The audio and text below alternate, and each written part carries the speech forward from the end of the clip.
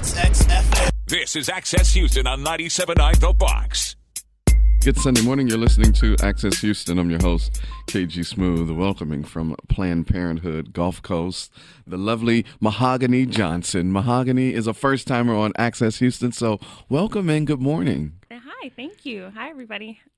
Tell us about yourself, because normally Rochelle Tafoya, who is also here, I normally speak with her. She's here for moral support, but you are the new kid on the block. So tell us a little bit about yourself. Sure. My background is in municipal government. Okay. And so I am new to Planned Parenthood, but I'm a servant leader. And so coming to Planned Parenthood was a natural transition for me. Yeah.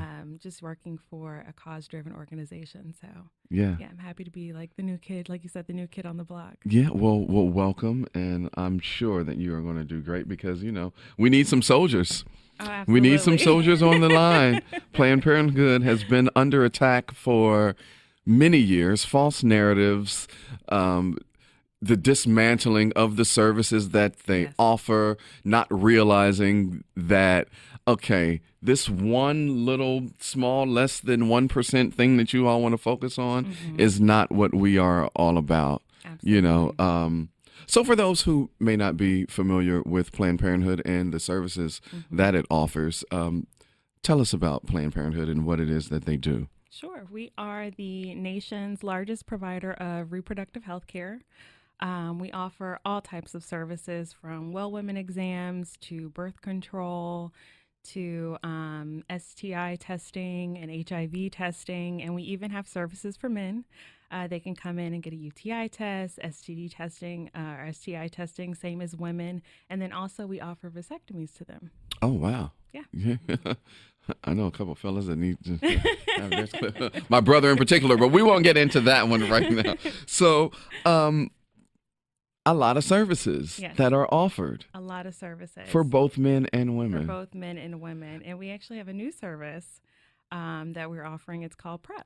Oh, PrEP as in the HIV preventative drug PrEP? Exactly. That's exactly right. So PrEP stands for pre-exposure prophylaxis, and it's a pill that you can take once a day to prevent the transmission of HIV.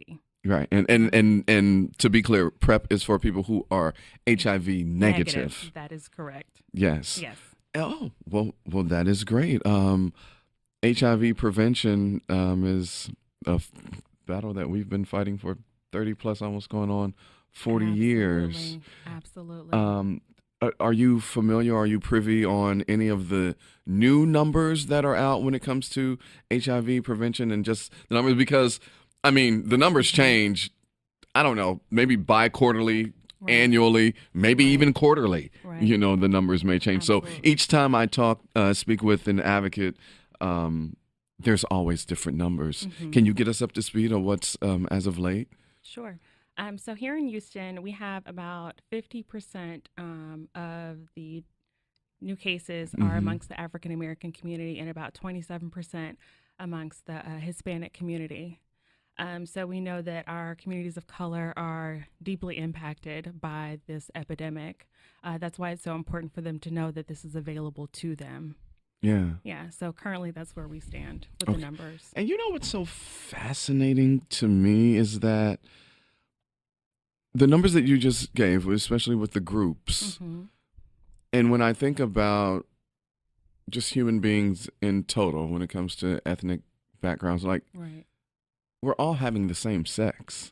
I mean, no one is having different type of sex that would make, one be more or less than the other. And so, when it comes to this, I'm just like, well, what is it really? And I think that stigma has a lot to do with it. And this is what comes to my mind when I think of someone with HIV and let's say someone with HPV. Now let's put those up against each other. They're both can be fatal if you don't take care of yourself.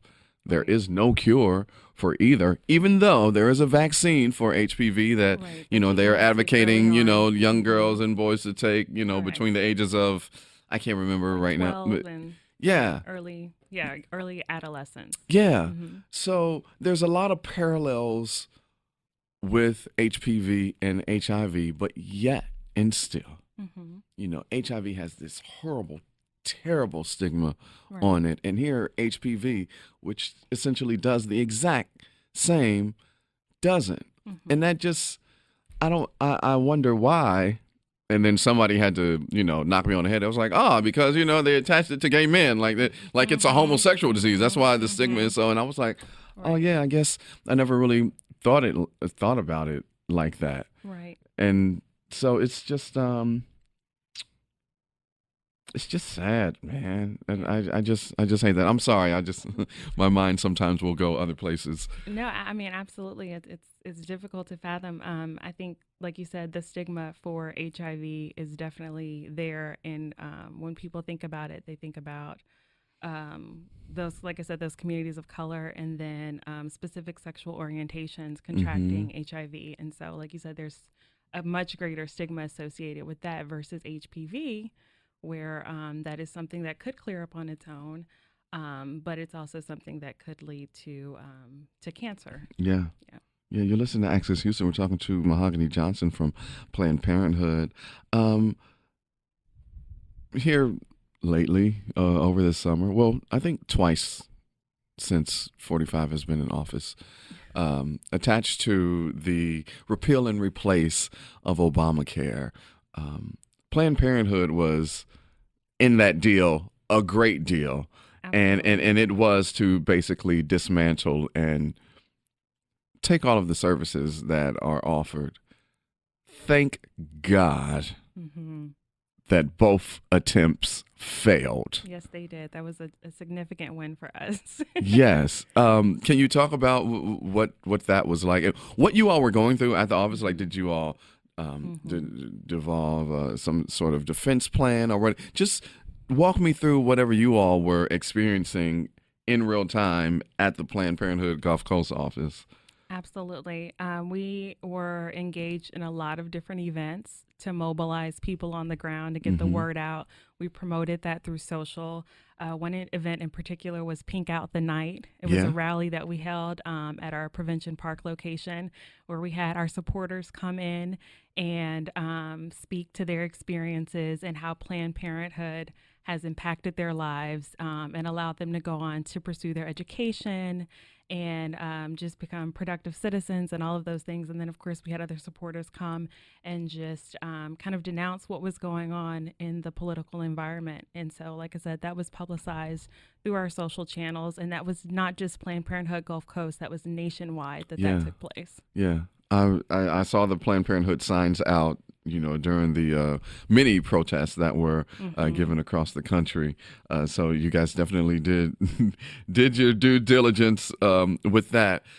Mahogany, if you can speak on, there's a lot of misconceptions about Planned Parenthood. Absolutely. Can you dissolve some of these misconceptions, especially the biggest ones that are out there, i.e. the abortion part of it? We do offer those services to women. And I think what people need to understand about that is that it is it's difficult to speak on it until you've been in that position. Until it happens to you. Exactly, yes. Until it happens to you.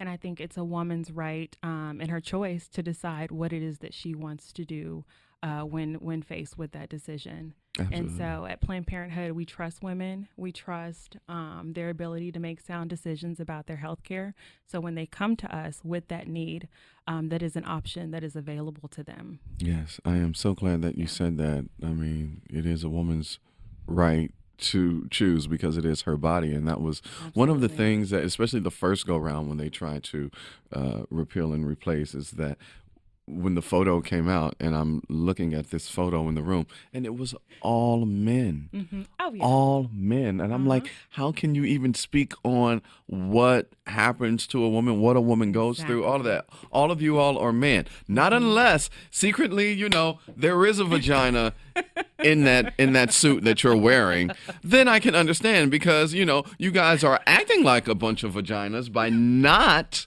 involving women right in this conversation. Right. that has to do with their health and essentially their life. Right. Like, really, get a grip. I mean, that's just from a common sense standpoint, it doesn't make any.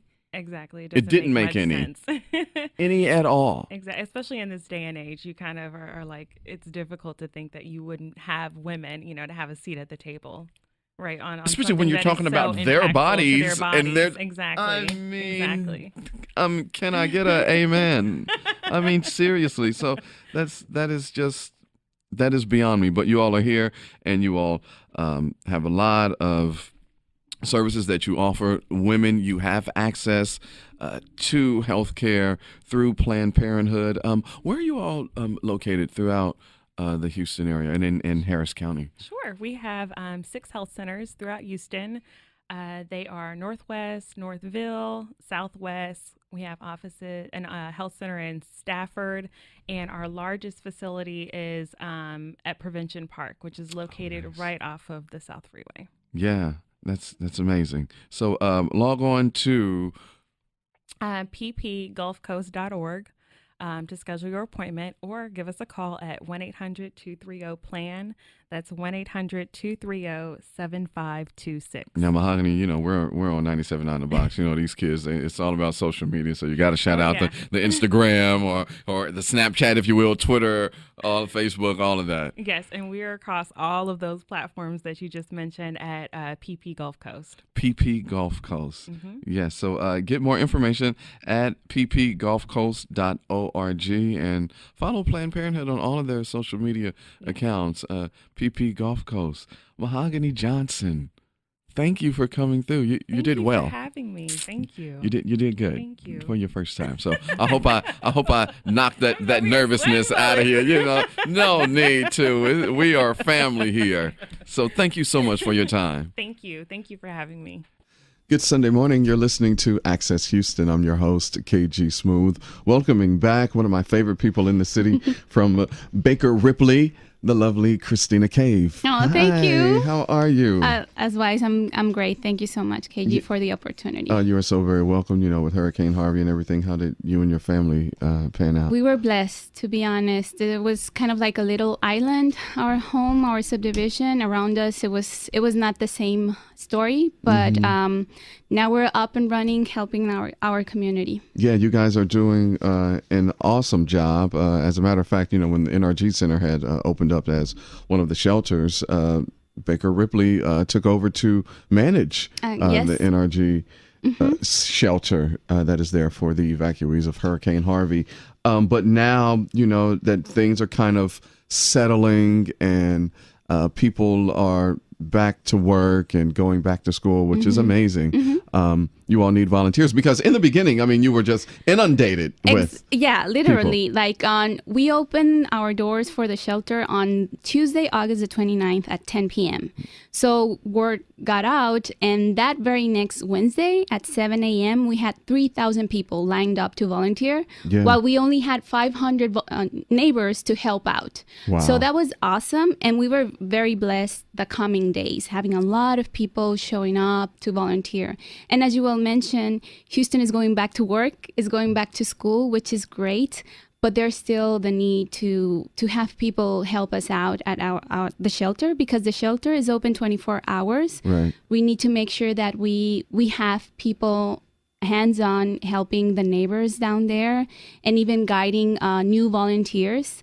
So that's why we're here. We know that there's a great spirit in our city, and Houston strong, and we're not only helping people from the greater Houston area. We have people from all surrounding counties. This was a very big storm. Yeah. So as of now, we have a little over 2,200 neighbors hosted at the NRG Center shelter.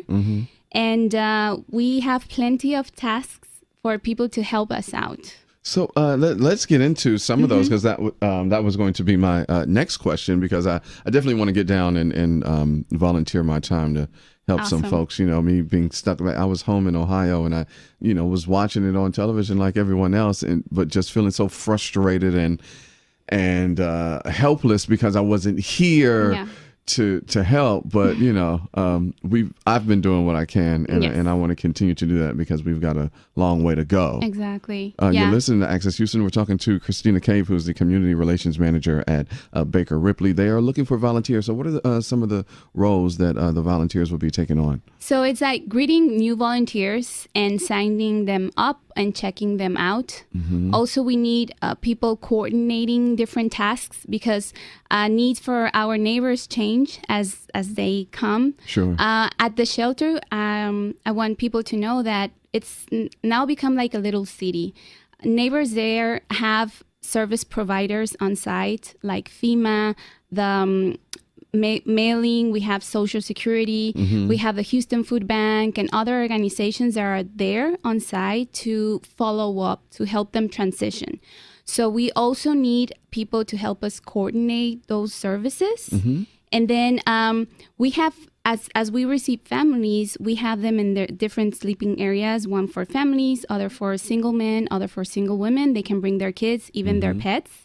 So we need people to coordinate those areas as well. Our pet area is in very high demand sometimes. But there, we also have a dispensary where our neighbors can get toiletries, baby formula, pillows. So we need people there as well to help us out. And as I mentioned, right now we are at the point that we're helping our neighbors transition. Right. So sometimes we'll get volunteers to help us out with that need, kind of like helping our neighbor, kind of like hand in hand. Okay, you have this need, we have these services on site. Let's work them out. And also we've had amazing doctors and nurses on site. We have a medical area helping out. So we've been blessed, but we are always welcoming more and more of them. So there's different tasks. Like I'm sure that we may need people for different tasks that we don't have in mind today that may arise tomorrow. Oh yeah, that's true. That's true. I'm glad that you mentioned that you all have physicians on site and whatnot. Last week on the program, I had the good people of Kroger were on, and they have set up this. They didn't have a name for it. I guess on site they called it the Kroger Miracle Mobile. And it's this big tractor trailer truck, like a semi truck, and they have been filling prescriptions for people who need their medication and those that may have forgotten it or wasn't able to get a refill. And so I was going to ask, has that been fulfilled as well over there, or have the people of Kroger came over to NRG like they did over at GRB? So we have on site CVS and Walgreens, so they work together to see who can be in staff. But we definitely have someone there. And one of the first things that we ask families as they come in is, what if you have a medical need? Because as you mentioned, some of them, they come with their whole lives inside a bag, whatever they were able to pack, and sometimes they don't even think about their medicines. Right. So they came in and maybe they need blood pressure medication, diabetes. So that is the first thing that we need to make sure that is taken care of. And as the days have come, they already have a physician or someone that has their record to make sure that everything is taken care of. That is awesome. You're listening to Access Houston, talking to Cristina Cave from Baker Ripley. They are in need of volunteers. There's so many tasks at hand that we're going to be working. I mean, as I've stated 1,000 times, and I'm going to say it 1,000 times more, it's going to take time as we rebuild Houston one family at a time. Exactly. What are the criteria for those who want to volunteer? So we welcome people that are 16 and older. Okay. Sometimes people tell me, "Wow, but I'm not a social worker. I'm not this." Like, no, believe me, anyone is more than welcome.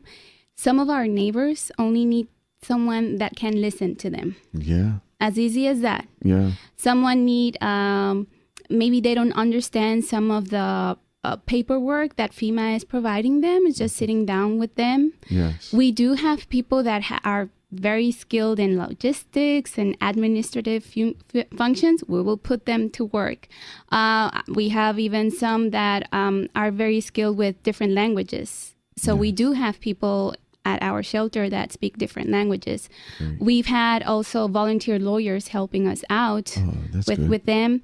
And so as long as you're 16 and older, and you can commit at least 4 hours, you're more than welcome. So if people can visit our website, which is bakerripley.org, they can check the different shifts that we have. And we have breakdown, thinking of Houston going back to work so they can come and help. But if you're open 4 hours, just show up.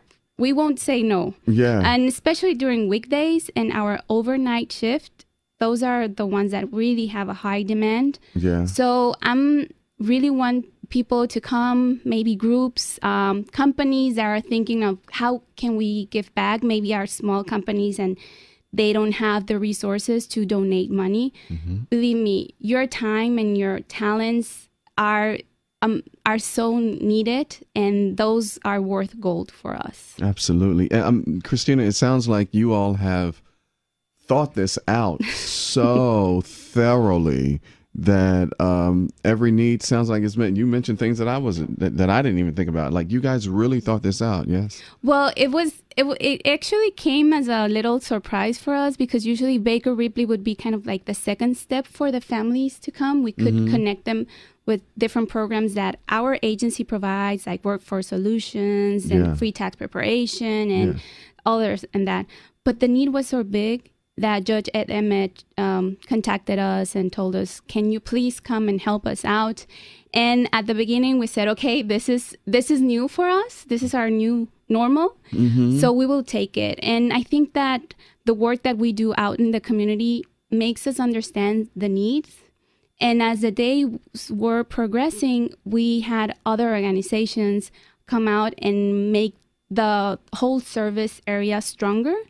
So we've been very blessed by that as well. And volunteers come and show up, and they even tell us about other services that could benefit our neighbors. So right now, it is like a little city, I insist, because it's running well. We already know the different services that we have. We already have friends down there, and we do have elderly people that are by their own. And we're taking care of that as well, because Baker Ripley has a strong senior program. So we're trying to connect them and help them transition to the very next step. But that is why we some of them are still in the first step, trying to figure it out where they can transition to their new housing, at least for a few weeks. So we really need help handling the shelter. Well, just log on to bakerripley.org to sign up to volunteer, because it is going to take a while. I just want to say, you all taking on this task, because as you mentioned, normally Baker Ripley would be the second spot that, the families or the individuals would go to. And to know that you all didn't question, just were able and committed to take on this task, not having the experience to help, our fellow Houstonians. It just says a lot about you and the staff and the people at Baker Ripley. And I really appreciate it. And obviously, I'm part of a team. I'm the face and the voice right now, but I'm here on behalf of an amazing leadership that have been working nonstop and connecting our neighbors to their next step, because of course the first thing is to have them there feel safe and comfortable as possible, but then we all always had on mind, like, we need to get them to the very next step. Well, thank you so much for all that you do. Thank you. And again, to volunteer with Baker Ripley at the NRG Center shelter, just log on to bakerripley.org. Cristina Cave, the Community Relations Manager at Baker Ripley, thank you for stopping by and letting us know about this, because we are committed to rebuild Houston one family at a time. Thank you, KG, and Houston strong. Yeah, indeed. And thank you for listening to Access Houston. We'll be back with more Access Houston on 97.9 The Box.